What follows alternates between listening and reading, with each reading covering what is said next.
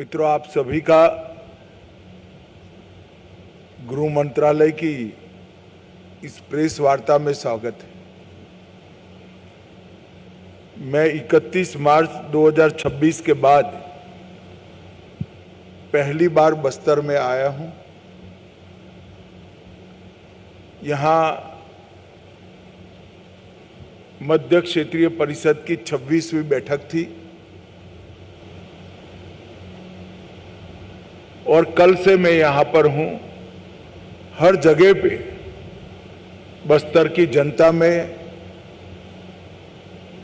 उत्साह, विश्वास और भविष्य के प्रति आश्वस्तता का वातावरण सर्वदूर नजर आता है। भय का माहौल, बंदूकों के साये में जीवन जीने का औथार आज समाप्त होकर एक मुक्त सांस पूरा बस्तर ले रहा है। हम सब के लिए ये बड़ा आनंद का विषय है कि बस्तर नक्सल मुक्त हो गया है। मित्रों, इसमें कुछ तिथियों का बहुत बड़ा महत्व है। पहली तिथि 13 दिसंबर 2023, जब छत्तीसगढ़ में भारतीय जनता पार्टी की सरकार श्री विष्णुदेव साय जी के नेतृत्व में बनी। क्योंकि केंद्र में तो मोदी जी की सरकार पहले भी थी, परंतु यहां पर कांग्रेस की सरकार थी। और मैं निसंकोच कहना चाहता हूं, ढेर सारी ऐसी नॉन बीजेपी सरकारों ने नक्सल मुक्त अभियान में हमारा समर्थन किया है, मगर छत्तीसगढ़ की कांग्रेस सरकार ने नक्सल उन्मूलन अभियान में हमारा सहयोग नहीं किया था। 13 दिसंबर 2023 में यहां भाजपा सरकार बनने के तुरंत बाद हमने बस्तर में बचे हुए नक्सलवाद को समाप्त करने के लिए फिर से कवायद की। दूसरी तिथि 24 अगस्त 2024, जब सभी राज्यों की डीजी की बैठक करने के बाद एक घोषणा की गई कि 31 मार्च 2026 को ये देश को हम नक्सलवाद के आतंक से मुक्त कर देंगे। तीसरी तिथि आप सभी जानते हैं, 31 मार्च 2026, सुरक्षा बलों के पराक्रम, साहस और उनके बलिदान के कारण 31 मार्च 2026 की जो तिथि तय हुई थी, उसके पहले देश से नक्सलवाद का संपूर्ण उन्मूलन हो चुका है। और चौथी तिथि 19 मई 2026, इसका भी बहुत महत्व है। क्योंकि जब से नक्सलबाड़ी से फैलना शुरू हुआ, उसके पक्षधर लोग, बुद्धिजीवी ये बता रहे थे कि नक्सलवाद इसलिए अस्तित्व में आया है कि कुछ क्षेत्र में विकास नहीं पहुंचा है, जबकि ये वास्तविकता नहीं थी। आज पीछे मुड़कर देखते हैं तो विकास न पहुंचने का कारण ही नक्सलवाद था। देश में कई सारे हिस्से ऐसे थे जो नक्सल प्रभावित क्षेत्र से भी ज्यादा पिछड़े हुए थे, मगर वहां नक्सलवाद नहीं हुआ और वो क्षेत्र धीरे धीरे शहन आगे बढ़ गए। मगर हमारा बस्तर और कई सारे क्षेत्र जो नक्सलवाद प्रभावित रहे, वो झस के तस रहे। और 19 मई 2026 की ये तिथि है कि जहां से नक्सल प्रभावित क्षेत्र में संपूर्ण विकास की परिकल्पना को लॉन्च किया जा रहा है।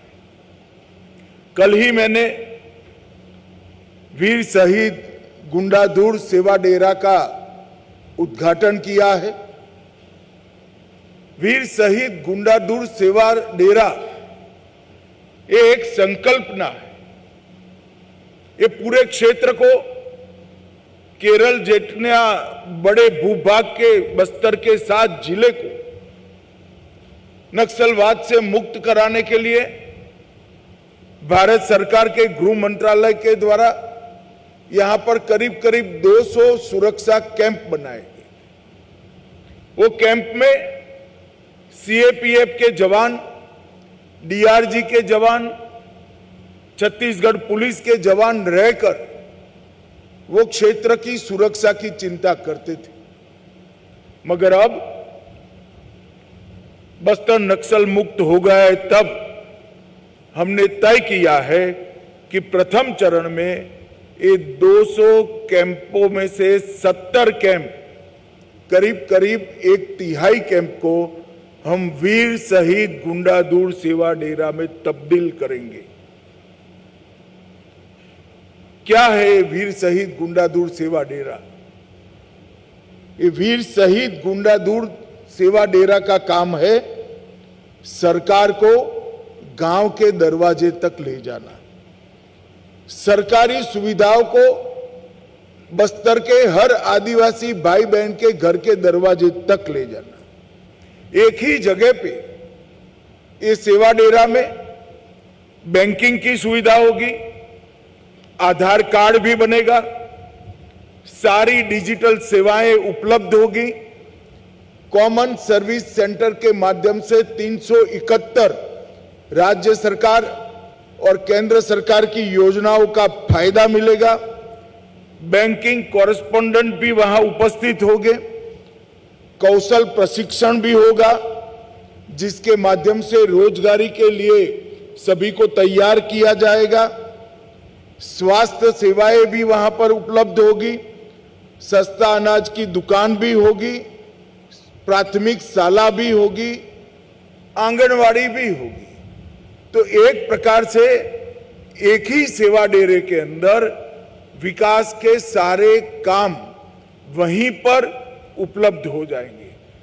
और उसका उद्देश्य होगा कि 50 साल से यहां जो विकास के महरूम रह गए नागरिक हैं, उनको सभी योजनाओं का 100% सैचुरेशन करा देना, इस क्षेत्र में रोजगारी लाना और हर ट्राइबल को छोटे छोटे काम के लिए बहुत दूर नहीं जाना पड़ेगा और आर्थिक गतिविधियों का केंद्र भी ये डेरा बनेगा।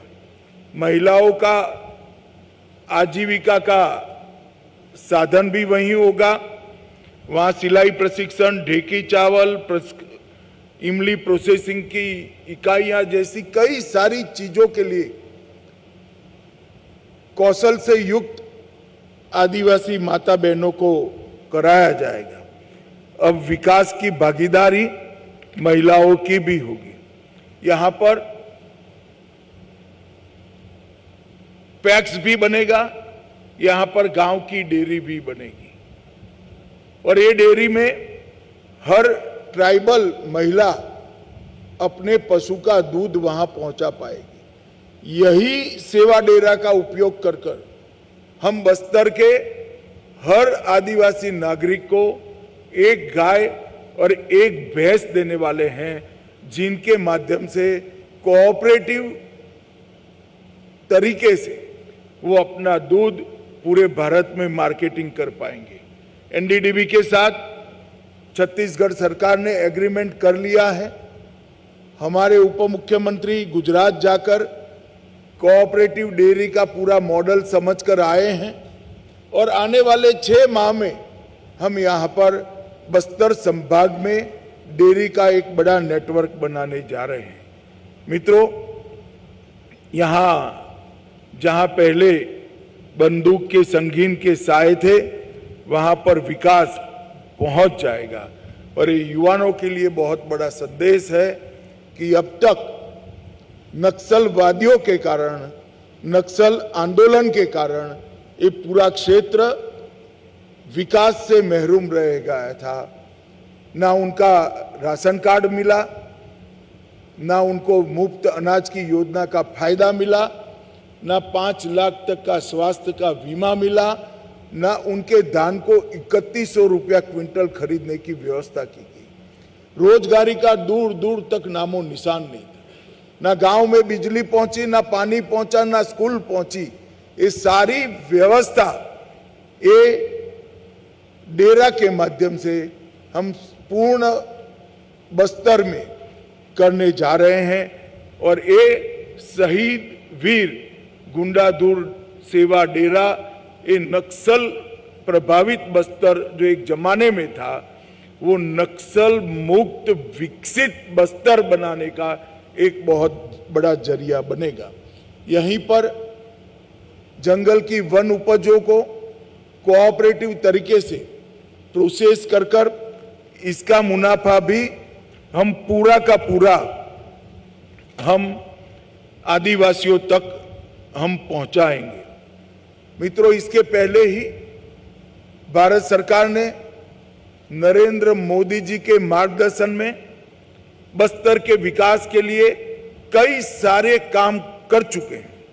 हमने 20,557 करोड़ की लागत से 12,211 किलोमीटर सड़कों का निर्माण पूरा कर दिया है। टोटल 13,000 मोबाइल टावर का प्लानिंग किया है। इसमें से 5,000 मोबाइल टावर देश भर के नक्सल प्रभावित क्षेत्र में लग चुके हैं। 1804 बैंक की शाखाएं खुली हैं, 1321 एटीएम खुल चुके हैं और 890 पोस्ट ऑफिस खोलने का काम भी समाप्त हो चुका है। 259 एकलव्य मॉडल स्कूल खोले हैं, 46 आईटीआई और 49 स्किल डेवलपमेंट के सेंटर खुल चुके हैं। 90,000 से ज्यादा युवाओं को और महिलाओं के स्किलिंग का काम हो चुका है। और कल ही 240 बिस्तरों वाला सुपर स्पेशलिटी अस्पताल बस्तर में, जगदलपुर में इसका उद्घाटन हो चुका है। नरेंद्र मोदी जी के नेतृत्व में नक्सल मुक्त जो क्षेत्र हुए हैं, बस्तर समेत पूरे देश के क्षेत्र के लिए विकास की एक कार्य योजना भारत सरकार ने बनाई है। पहला, विकास और सुरक्षा।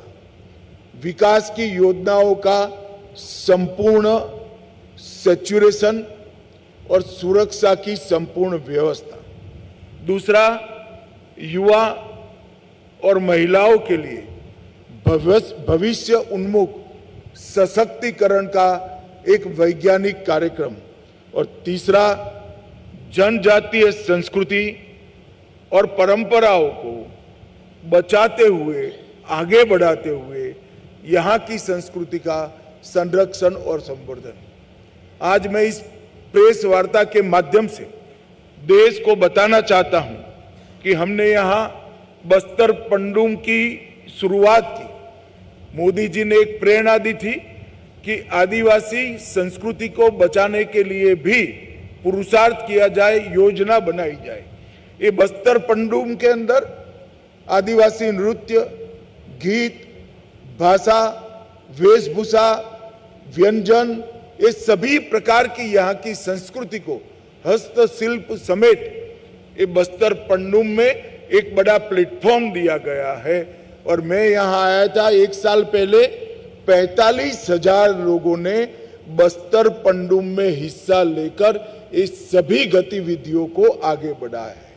और एक वैज्ञानिक आयोजन गांव से तहसील में, तहसील से जिले में और जिले से संभाग स्तर पर ऊपर आते आते स्पर्धा के साथ यहाँ पर टोलियां आई थी और 45,000 लोग बस्तर की संस्कृति के संरक्षण और संवर्धन में अपने आप को इन्वॉल्व किए थे।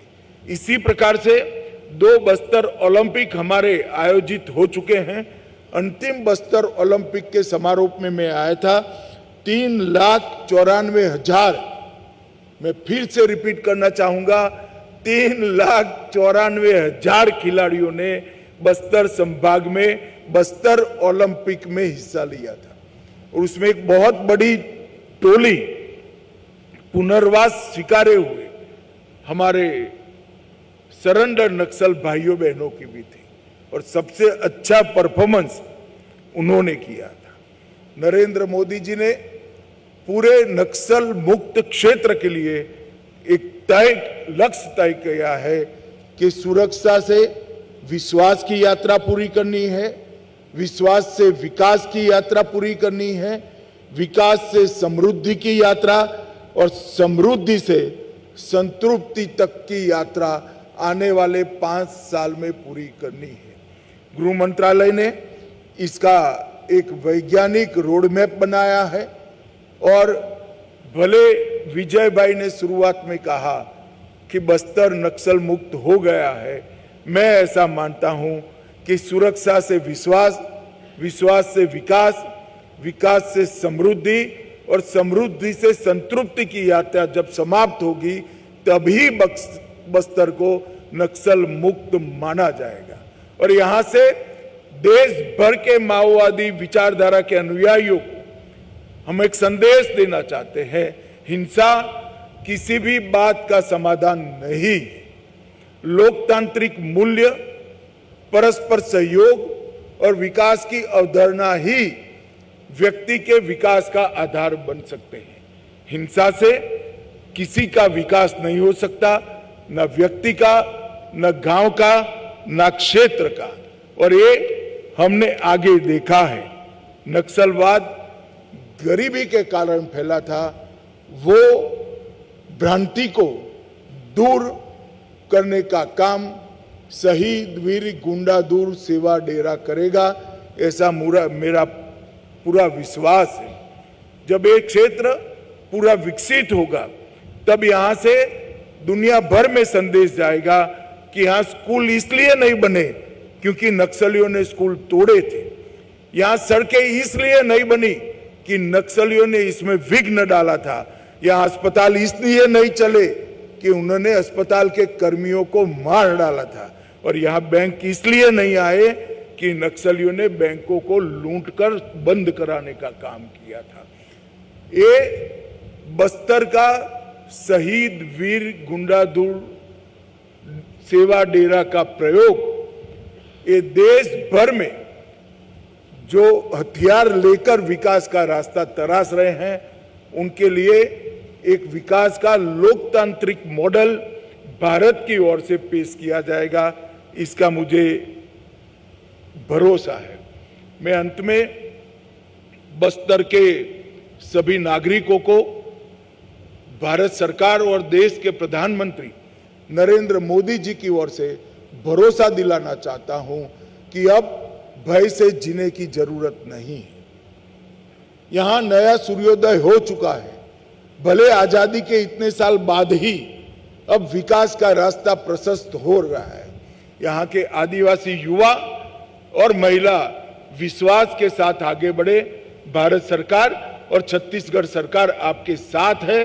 कंधे से कंधा मिलाकर आपके जीवन में उजियारा लाने के लिए दोनों सरकारें कटिबद्ध है। मित्रों, कितने लोगों का, निर्दोष लोगों का खून बहने के बाद, न जाने कितने युवा सुरक्षा अधिकारियों की शहीदगी के बाद, न जाने कितने करोड़ों करोड़ों आदिवासियों के जीवन अंधेरे में व्यतीत करने के बाद हम सब के लिए आनंद का विषय है कि आज बस्तर के अंदर नया सूर्योदय हुआ है, वो विकास का सूर्योदय हुआ है। और इसको लॉजिकल एंड तक ले जाने के लिए मैं मीडिया के मित्रों का भी सहयोग मांगता हूं। मित्रों, आज नक्सल प्रभावित क्षेत्र जो था बस्तर, वो विकसित क्षेत्र बनने जा रहा है। तब बस्तर की जनता को भी मैं आगाह करना चाहता हूं कि यही लोग जो माओवादी विचार सरणी से प्रेरित होकर बंदूक लेकर हमारे बस्तर को बर्बाद किए, वो भेष बदल कर आएंगे, बात बदल कर आएंगे, नाम बदल कर आएंगे। किसी के बहकावे में मत आना। छत्तीसगढ़ सरकार और भारत सरकार दोनों आपकी चुनी हुई सरकार है और वो लोकतांत्रिक तरीके से पूरे बस्तर का विकास करेगी। बहकावे के लिए जो आते हैं उनके साथ अगर आप बस्तर की जनता बात करनी चाहती है तो उनसे हिसाब मांगना कि हमारे 50 साल के नुकसान का पहले आप हमें हिसाब दीजिए, इसको भरपाई करिए, फिर बात करिए। भारत सरकार और छत्तीसगढ़ सरकार दोनों कंधे से कंधा मिलाकर ये पूरे क्षेत्र को समस्त देश में सभी आदिवासी संभागों में सबसे विकसित संभाग बनाने के लिए कटिबद्ध है और आने वाले 5 साल में ही बस्तर पूरे देश के सभी आदिवासी संभागों में सबसे विकसित संभाग बनेगा, इसका मुझे विश्वास है। इस मौके पर मैं फिर से एक बार, कई बार मैं बोल चुका हूं, मगर फिर से कहना चाहता हूं कि ये नक्सल मुक्त भारत का संपूर्ण यश जिन्होंने अपना सर्वोच्च बलिदान इस लड़ाई में दिया, वो सुरक्षा बलों के जवान और उनके परिजनों को जाता है। वो सुरक्षा बलों के जवानों को जाता है जिन्होंने नितांत यातनाएं उठाकर इस अभियान को चलाया, लड़ाई लड़ी और यहाँ के ट्राइबल क्षेत्र को नक्सल मुक्त करने में अपना योगदान दिया। मैं फिर से एक बार नक्सल अभियान के कारण जो जवान अपना सर्वस्व बलिदान दिए हैं, वो जवानों को मन पूर्वक श्रद्धांजलि देना चाहता हूं और वो सारे लोग जिन्होंने नक्सलवाद के कारण अपने परिजन गंवाए हैं, उनके प्रति भी मैं संवेदना और सांत्वना व्यक्त करना चाहता हूं। धन्यवाद।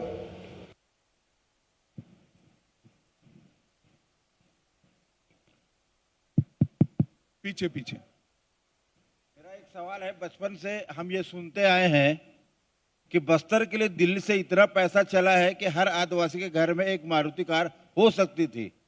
क्या हर आदिवासी के घर में एक मारुति कार खड़ी हो सकती थी? इतना पैसा दिल्ली से चला है, ऐसा बचपन से हम सुनते आए हैं।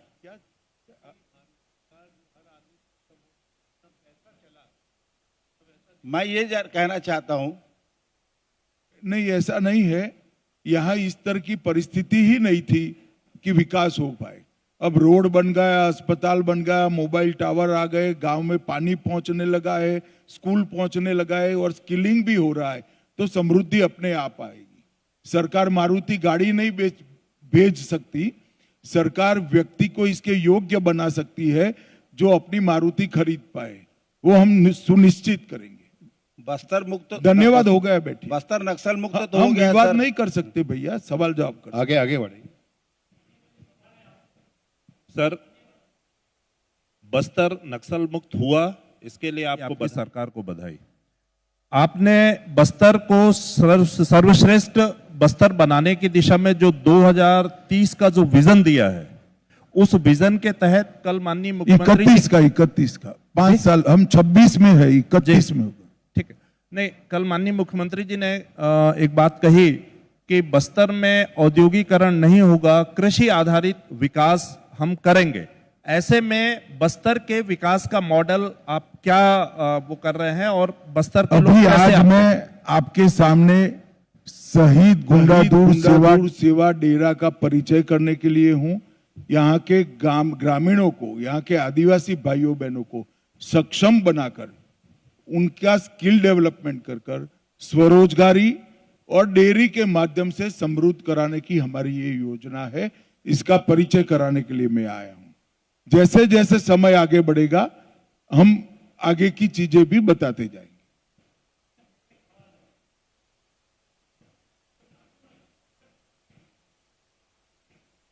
भाई माइक दे दो वहां।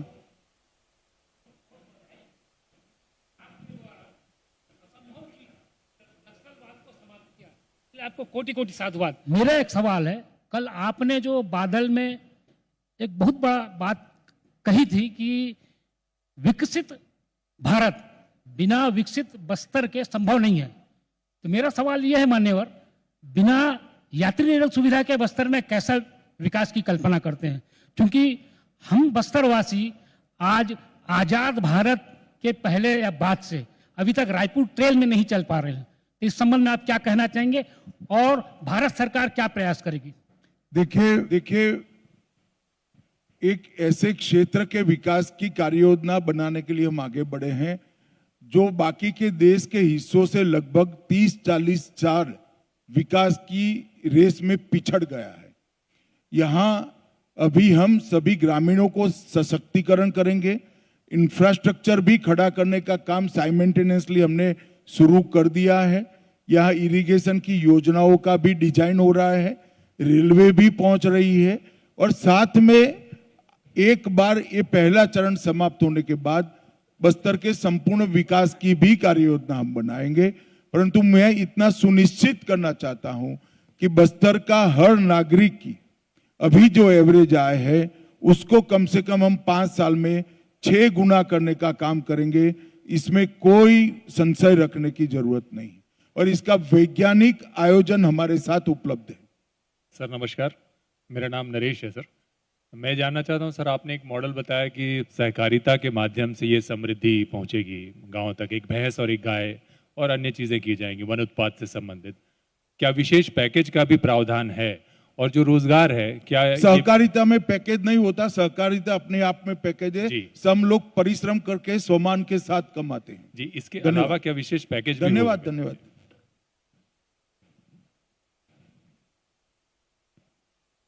सर नमस्कार। बस्तर नक्सल मुक्त हो गया है, लेकिन बस्तर में एक अफवाह तेजी से फैल रही है कि अब जल जंगल जमीन भी खत्म हो जाएगा। आदिवासियों को क्या मैसेज देना चाहेंगे? आदिवासियों को क्या मैसेज देना चाहेंगे? मैंने यही कहा, मैं बस्तर वासियों को फिर से कहना चाहता हूं कि जिन्होंने 50 साल तक बस्तर को बंदूक के साए में रखा, वो भेष बदलकर, नाम बदलकर, बात बदलकर आए तो भरोसा मत करना। आपकी चुनी हुई तहसील पंचायत, आपकी चुनी हुई जिला पंचायत, आपकी चुनी हुई राज्य सरकार और आपकी चुनी हुई भारत सरकार का भरोसा करना, वो ही बस्तर को विकसित कर सकते हैं। जो उकसाने आते हैं उनको एक बात जरूर कहना चाहिए कि 2 साल जरा बस्तर में रह जाओ, दिल्ली में जाए बगैर, तभी जाकर यहां पर साच अर्थ में विकास का सवेरा होगा। सर मैं अंकित मिश्रा हूं।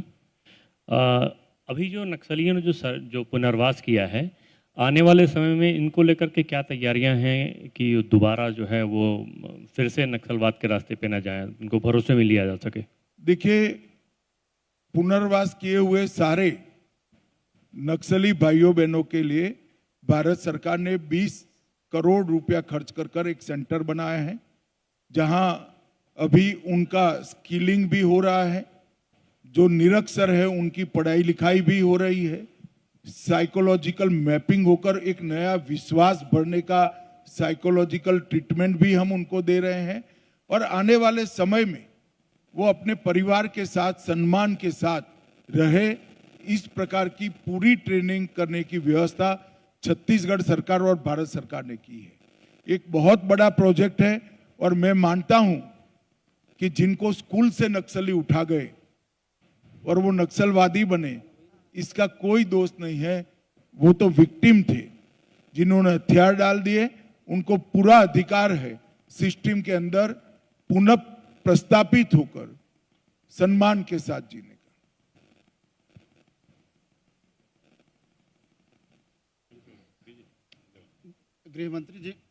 गृहमंत्री जी नक्सलवाद मंत्री महोदय जी, मेरा ये सवाल है कि नक्सलवाद तो खत्म होने का जिस तरह से दावा किया जा रहा है, ठीक है, नक्सलवाद खत्म हो गया, आगे क्या? बस्तर अभी जिस स्थिति में है वो उसको विकसित होने में अभी एक्चुअल में आपने एक समय अवधि दिया था कि 31 मार्च तक नक्सलवाद खत्म हो जाएगा।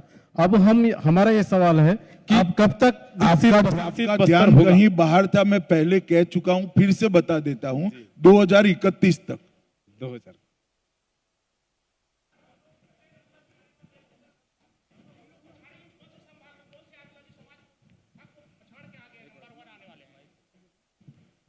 सर आपने कहा कि बस्तर नंबर 1, जरा नजदीक रखिए। आपने कहा कि बस्तर नंबर 1 संभाग बनेगा आदिवासी क्षेत्र में, तो हम किस संभाग को देश के पीछे करके आगे बढ़ेंगे, उसके बारे में थोड़ा पूछा था। कौन सा संभाग है जिसको हम हटा? अभी तो भारत सरकार ने एक बहुत अच्छे सोच विचार के साथ एक योजना बनाई है। कल सभी नक्सल प्रभावित क्षेत्रों के राज्य के अधिकारियों की भी यहां पर मीटिंग थी। इसमें कार्य योजना का डिटेल प्लानिंग सभी राज्य सरकारों के साथ शेयर भी किया गया है। गृह सचिव ने स्वयं एक प्रेजेंटेशन देकर ये कार्य योजना सबके सामने रखी है।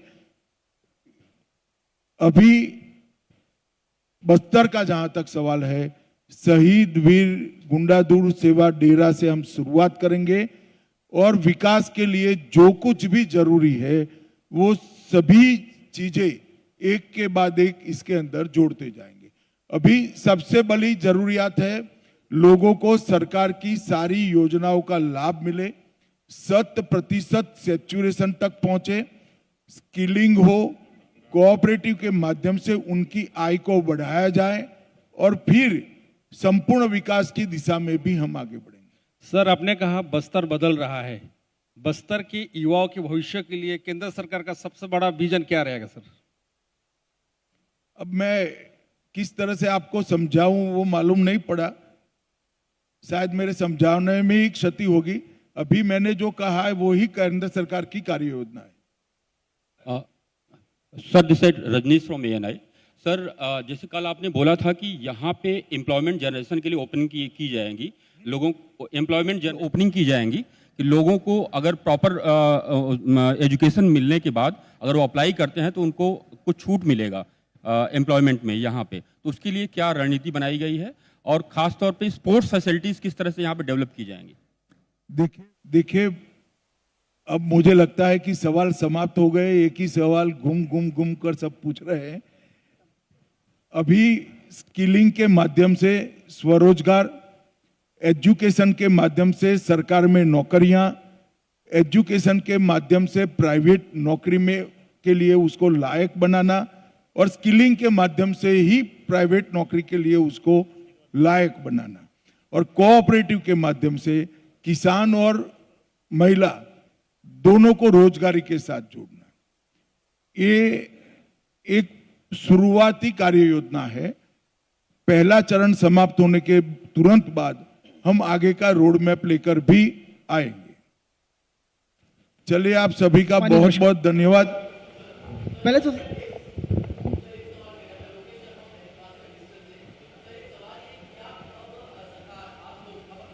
आप लोगों ने बताया है, तो क्या सर एक जनरेशन शिफ्ट वाले मॉडल पर आप लोग काम कर रहे हैं? क्या आने वाले समय में बस्तर का कोई बच्चा पलायन करके अन्य राज्य नहीं जाएगा? क्या बस्तर के लोगों को आधुनिक सुविधाएं यहाँ मिल पाएगी? क्या बस्तर में एम्स कहाँ थे? मैं सारी चीजें बोल गया महोदय। चलो आ गई फोटो महोदय। पहले तो साधुवाद, धन्यवाद। चलिए बहुत बहुत धन्यवाद आपने किया है। एक ही सवाल था सर आपसे, माओवादी जब यहाँ आए थे तो उन्होंने जो विरोध किया यहाँ पर बस्तर में जंगल और जमीन का जो विरोध किया, और सबसे पहली जो विरोध उन्होंने बोधघाट परियोजना को लेकर किया था।